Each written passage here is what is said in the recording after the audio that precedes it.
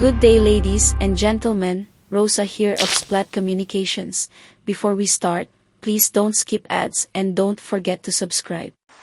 Let's continue with part 5 and possibly the last part of our reaction video series to the recently released audio recording of Pastor Apollo Quiboloy. As in all previous parts, we shall react point by point. Anytime pwede na akong ligwakin. Ang aking mga BOA leaders, hindi na po natutulog sa compound. Kung saan-saan na lang po mga membro kami natutulog. Doon sa mga payak na mga bahay, doon sa mga bahay na hindi kilala. Sapagkat lahat po kami nakalista na, napapatayin, gugurgurin. Wala po silang takot kasi nasa kanila daw ang kapangyarihan. Wow. Just wow. I almost believed you with the ascending emotional tone in your delivery, dear Pastor. However, you lost me immediately when you used the term consistently used by one of the most toxic, notorious fake information peddler. Gerger, when you echoed this very same word, it probably means that your script may be made by her, or even probably, she is the reliable source that you have been peddling at the start of your video recording. On that note, then it makes everything you claim more unbelievable and absurd. Who to your knowledge, dear Pastor, is accused of extrajudicial killings? Not hundreds, but thousands upon thousands of Filipino lives. Certainly, this is not the trademark of the present administration, Pastor. You are barking at the wrong tree, dear Pastor. Is this because of your close affinity to the accused that you openly close your eyes to this? Again, anybody is presumed innocent until proven otherwise. Having said that, what is your basis to drag your own congregation in this mess? In the mess that apparently, based on U.S. court, you made by yourself. Why should they be subject to such kind? You paint a picture of extreme lawlessness when the Filipinos here know that is the exact opposite of what you are claiming. Doesn't decency dictate for self-accountability and not drag other people in any personal mess you are mired in? Are you instigating them to fight the duly elected government of the Philippines by making them fearful of their lives in a crime allegedly committed by you outside of the country? Dear Pastor, one does not need to be a rocket scientist to know that. Are you hiding behind your flock so that they can protect you? As far as we know, God does not need any protection from any mere mortal, nor God will never make anyone cannon fodder. That is sacrificial lamb in layman's terms. Don't hide behind false accusations and figment of imagination scenarios, dear Pastor. Let's call a spade, for our dear Jesus is the way, the truth, and the life. Mahal kong kababayan, nagtatago ako sa kakisariling bansa. Sariling mga compound namin na pinaghirapan. Hanggang kami na ako saan nagpapalimos. Pero yung amin pong sinusolicit, tingnan ninyo ang humanitarian na ginagawa namin. Ni 5 wala kaming ninanakaw. Yung mga volunteers ko, walang sweldo. Araw at gabi. Sapagat nakikita namin ang mga kabataang Pilipino, pinabayaan ng mga politikong yan. Kami po nagsasacrifice para mapakain sila, mapaaral na wala pong bayad. Pagkatapos, ang kababayan nating nalipusta, kalamidad, walang tumutulong. Kung may tumutulong man, politika at may kabayaran. Now, did you just admit that you committed unfair labor practices? Your volunteers are not paid, and what they have been giving back from the what you claim as solicitations are all being given back to the people. Very noble indeed. However, where do your previous claim that God made you rich fit into place? While your people toil peddling in the streets, have you just admitted that they made you rich? Did you become rich because of your members who sold and solicited for you? Is this a direct admission, dear Pastor, and corroboration of Senate hearing witnesses that they do not receive a single centavo from the fruits of their labor and all go into your congregation coffers? Did you become rich by enslaving them through faith and in the name of the Lord? This is utterly detestable. You said, God made you rich and women are throwing themselves at you because of the money that your members earn for you. Where is the decency in all of this? Doesn't this clearly show human exploitation? Based on one of the videos and a recording of your voice from one of your former members, you castigate them when they are unable to meet the quotas set for them. Is this all about money? Is this all about becoming rich beyond measure through the hard work of others? Do God exploit His creation whom He loved so dearly? I cringe with the thought.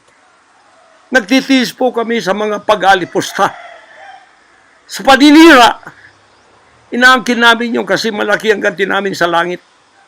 Ngunit pagka nakasalalay na ang ating mga kalayaan, lalo na sa kamay ng mga banyagang ito, na wala naman tayong ginawang masama sa kanila, tumutulong pa ako sa Amerikang yan. Nagdodonate ako doon sa malalayong lugar tulad ng Palasyo na hindi nakapag-aral ang mga bata. Bumili kami ng napakalaking library para sila'y makapag-aral. Mga Amerikano po yan. Kinikilala ba nila yon? Kung nagseselo sila sapagkat ako'y umusbong sa bansang Amerika, problema na po nila yon. Dear Pastor, why are you upset with America? Is it because its court and justice system saw probable cause in the complaints against you? Is that what is this all about? What you did in providing a library for the young children in the Appalachians is honorable indeed, as what can only be expected acts from an appointed son of God. However, are you saying, because you did all these good deeds automatically absolve you from the probable cause they found against you? Because you did good things, then the complaints of alleged victims should just be ignored. Is this the entitlement you are looking for? For the United States government and the courts to look past the allegations of victims and just simply look the other way as if their complaints are irrelevant because you are a good person?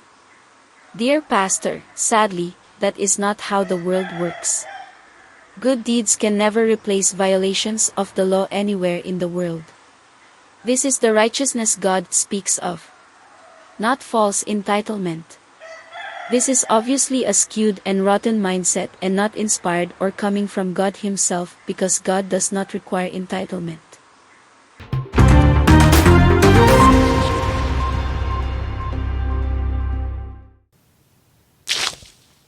Kung ako binigyan ng Ama ng isang sasakyang panghimpapawid para hindi ako madelay sa aking worldwide na gawain, kasalanan ko ba yun? Kung ako binigyan ng pampalipad na helicopter dito para mapuntahan ko lahat ng aking satellite sa buong Mindanao, Pilipinas, kasalanan ko ba yun? Kasalanan ko ba na ako'y magkaroon paralan para makapag-aral ang mga bata na walang bayad?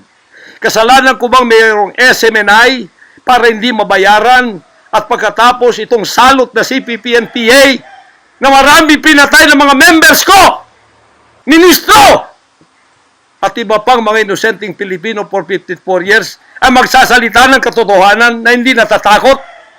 Ngayon kami ang tinatakot ninyo, nililigwak ninyo. OMG. Of course, dear Pastor, it is not anybody else's fault if you live in utter luxury and that you own air transport vehicles. This is all from the hard work of those who are not paid any centavo, as per your own statement. Dear Pastor, how can your conscience allow you to sleep at night while you live with these comforts and your followers wallow in depravity and exploitation without any centavo in their name? It's disgusting why you have to flex all of this while also admitting that your people are being exploited in the name of faith by not getting any form of payment for their services. This is against moral decency, to say the very least. Anong klase kayo? Kung hindi kayo tatayo ngayon, mga kababayan ko, sapagkat ako'y living dead na, wala nang kwenta itong buhay ko, iaalay ko ito sa bansang Pilipinas. Ako ang mamumuno upang tayo ay magkaroon ng kalayaang muli. Unang-una sa akin, sa aking kababayan, sa Kingdom Nation, sa aking mga leaders na papatayin din, at sa lahat ng Pilipino nagmamahal ng kalayaan. Tatayo ako! At ako ang mamumuno sa bansa ito para sa katwiran at takot sa Diyos. para ibalik ang ating kalayaan at ang ating kaligtasan mula sa kamay ng mga banyaga na pinakabatyan ni Rizal, nila Bonifacio. Gayon ang panahon ng pagtayo. Dear Pastor, you said you are going to lead the people against what you call injustices against you? May I ask, dear Pastor, what about the alleged offenses claimed by those who came out that you allegedly sexually abused them? Are you trying to gain moral ascendancy here?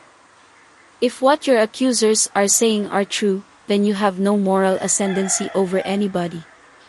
Are all of this drama just because you do not want to face your accusers, and are you just deflecting the major issues today? Are you the real victim here, dear Pastor?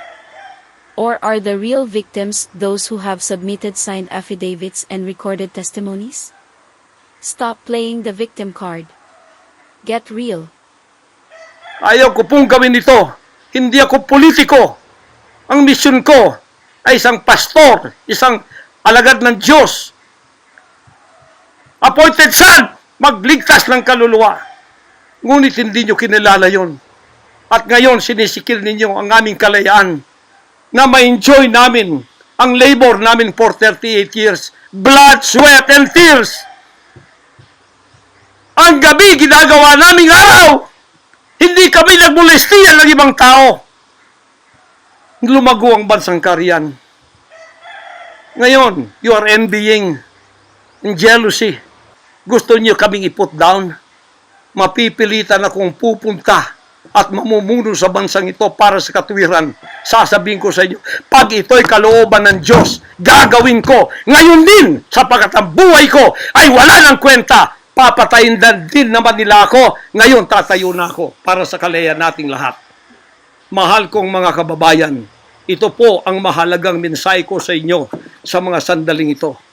Hindi ko po uurungan ang sinumang gumagapi sa bansa ko at sa aking kalayaan na ako mismo nagtatago sa aking sariling bansa within 74 years. Hindi po nangyari ito ngayon lang. We have already answered this in the previous videos. Have you not even considered that all of this that is happening is God's will? Nothing here on earth happens without God's will.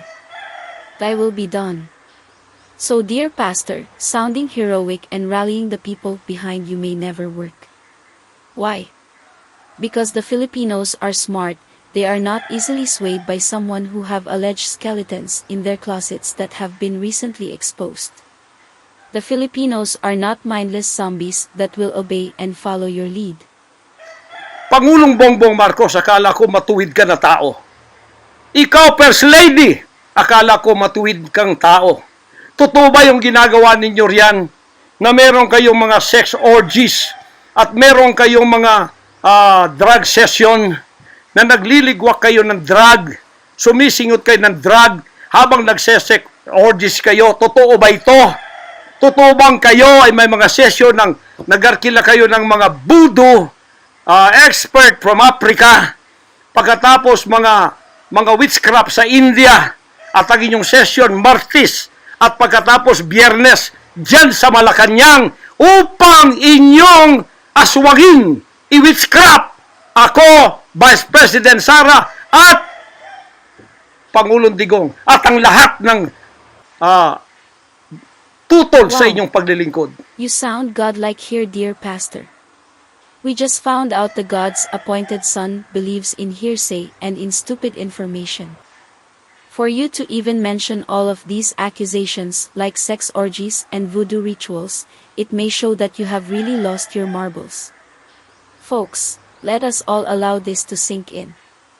The appointed Son of God has sunk so low as to question and accuse the first family of drugs, sex orgies, witchcraft, and voodoo? That is one for the books.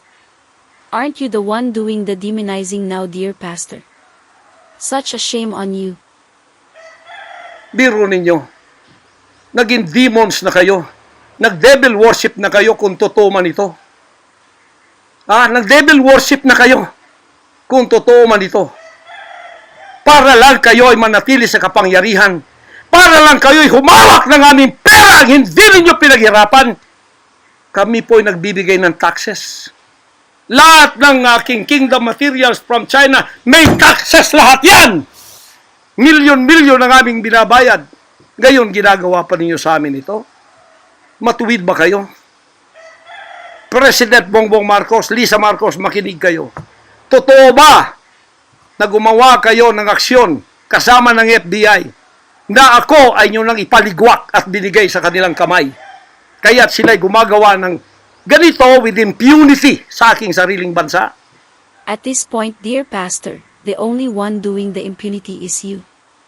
Have you not realized that you are making baseless accusations with impunity? Such a shame for a so-called appointed son of God who instead believes through faith. You should tell your followers to be calm, prayerful, and circumspect in everything that is happening. But instead you feed them with unsubstantiated claims from your so-called reliable source. You agitate them with strong words, but for what? Are all of these designed to cover up your personal refusal to answer your accusers in both houses of Congress? Pity you have to mention China in all of these. While you blast the US and mention China, have you not only made your pronouncements not only locally politically motivated but more so, geopolitically motivated? Of course, it is your responsibility to pay taxes like everybody else. Even this you throw back at the government for doing your societal obligations and responsibilities, dear Pastor.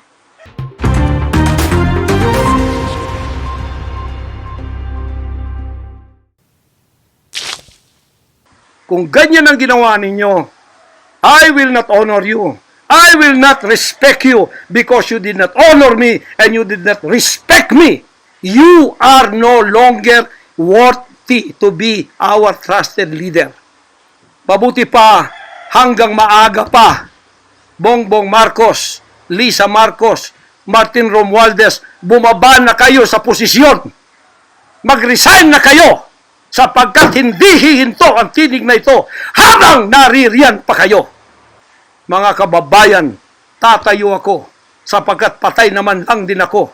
Tatayo ako hanggang buhay pa, hanggang may hininga pa ako para sa natitirang buhay ko ay magkaroon naman tayo ng boses at magkaroon ng kahit munting kalayaan na lang mula sa mga banyaga na kasabwat ang mga makapiling Pilipinong ito na itinayo natin sa kapangyarihan. Akala natin ay maasahan natin sila. Mga demonyo pala. Why? Is it because you were not protected from your personal case in the United States? Is it because you expected to be protected from prosecution or even answering your accusers in both houses of Congress? All because this government owes its position to you? We reiterate, that is not how the world works, dear Pastor. Your script is trash and is full of conflicting statements. Are you a Cardinal Sin version 2 wannabe? Sorry to say that, but that is the truth.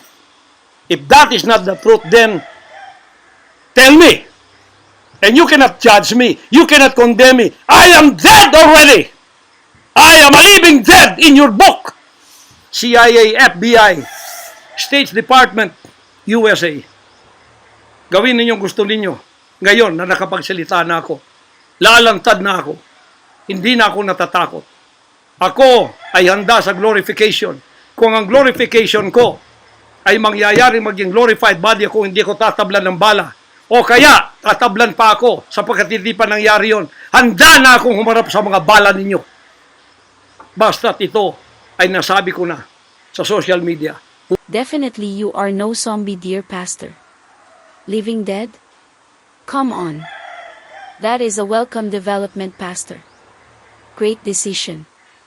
If you say you are ready to come out because you have delivered your message in social media, are you now going to observe the warrant ad testificandum of both houses of Congress?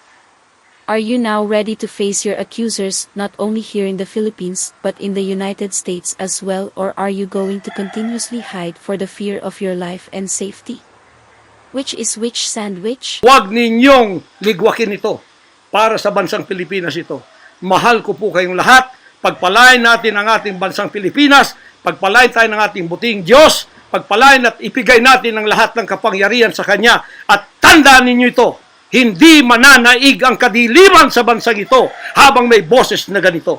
Sumunod po kayong lahat at tayo ay magkaisa ngayon para itaas ang bandila ng kalayaan ng ating bansang ibinigay ni Rizal ang kanyang dugo. Ibinigay ng ating mga heroes ang kanyang dugo. Ngayon, itong mga slaves na to ay hawak ang liig nila ng mga banyaga at tayo ay ipinagbili na sa kanila. Hindi ako papayag hanggang ako'y may buhay at hininga.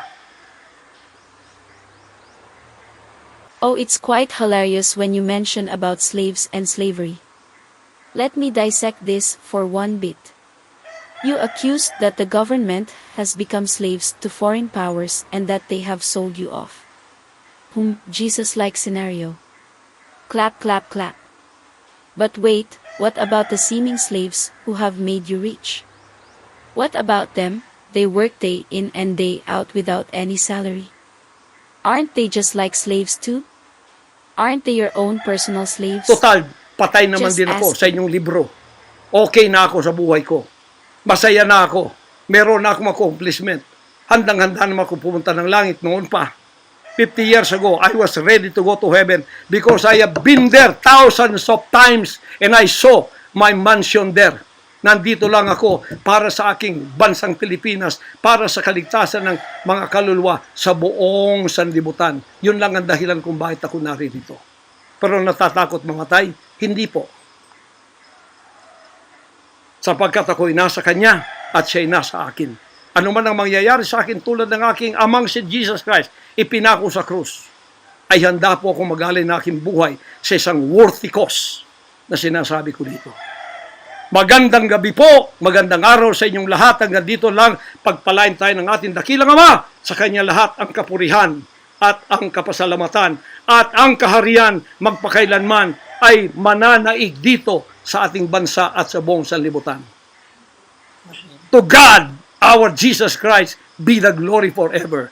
Amen. Okay, another conflicting statement. In ending, you said you are not afraid to die. So, dear pastor, why are you in hiding?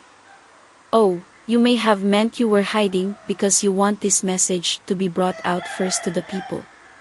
If that is what you meant, then majority of the Filipinos will be expecting to see you in the Senate and congressional investigations next week. That is very good then. But dear pastor, after delivering all of this message and saying categorically that you are ready to go out, then the people, especially your accusers, will be happy to see you in the proceedings before both houses of Congress. If you don't show yourself, then the people will think that this is all for drama. Show them that you mean every word that you said, dear pastor, that you are ready to come out. Show them that the appointed Son of God has a reliable word based on truth. The people will be waiting. Thank you. We have finally reached the end of this video reaction series. Thanks for bearing with us, the good pastor. Till next time, stay safe. Rosa out. Bye.